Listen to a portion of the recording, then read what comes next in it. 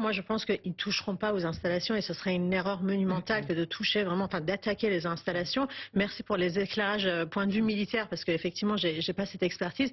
En revanche, point de vue stratégique, il faut savoir que les Iraniens, depuis les dizaines de jours où le détroit est bloqué, transitent quand même 1 million de barils eux-mêmes en exportation pétrolière. Oui. Et donc, dans cette confrontation, en fait, de dire c'est nous qui contrôlons de manière sélective ce qui se passe, les Américains pourraient dire, on vient sur votre terminal en fait d'exportation et donc c'est nous qui contrôlons votre pétrole. Donc c'est un peu ce jeu de qui a le contrôle de finalement la sortie du détroit, pas le détroit même, mais la sortie du détroit d'Ormuz. Je perçois une espèce de convergence dans les objectifs des deux parties. Pourquoi?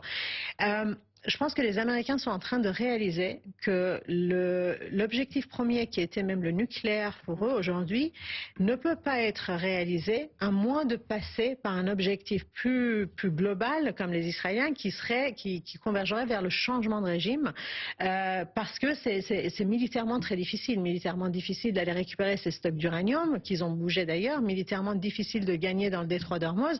Donc finalement, en fait, cet objectif des Israéliens qui semblait lointain aux Américains, qui était le changement de régime, devient une espèce de priorité absolue pour pouvoir gagner sur les autres. On parle d'un joyau iranien qui a été touché. Maneli Mirkan, est-ce qu'on est vraiment dans ce domaine-là? C'est un joyau pour l'Iran? Oui, tout à fait. C'est vraiment très fonctionnel et symbolique de l'industrie pétrolière iranienne.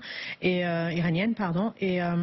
c'est un coup dur en fait pour les Iraniens. En revanche, je ne pense pas que la menace sur les installations pétrolières soit crédible et qui fasse cette erreur, parce que ce serait une erreur monumentale que de toucher aux installations pétrolières. Ça permettrait en fait au régime iranien d'avoir un mouvement de rassemblement derrière lui. Les Iraniens sont très nationalistes. L'industrie pétrolière, ça fait partie des infrastructures dont la population va avoir besoin pour vivre le jour où le régime ne sera pas là. Donc porter un coup dur aux Iraniens, sécuriser le détroit d'Ormuz, au régime iranien, pardon, sécuriser le détroit d'Ormuz, oui. Je pense que l'étape d'après pourrait éventuellement être une débarcation des forces marines sur l'île de Kerch pour prendre le contrôle de ces installations pétrolières pendant le temps de la guerre.